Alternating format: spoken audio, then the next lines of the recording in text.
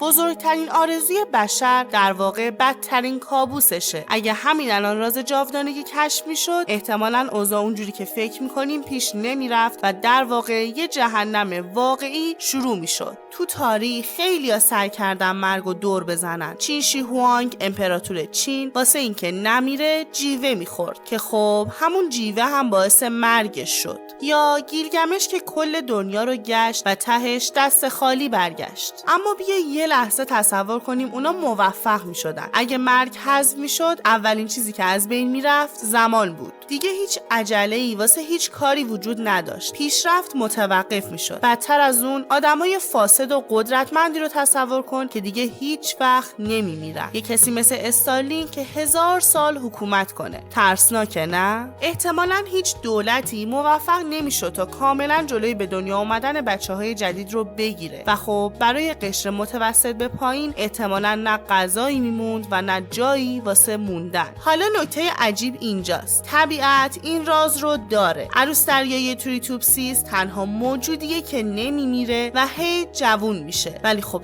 طبیعت این قابلیت رو به ما نداد، چون مرگ جزئی از چرخه تکامل بشره. ویدیوی مربوط به دنیای بدون مرگ رو میتونی توی کانال یوتیوب نورالند تماشا کنی.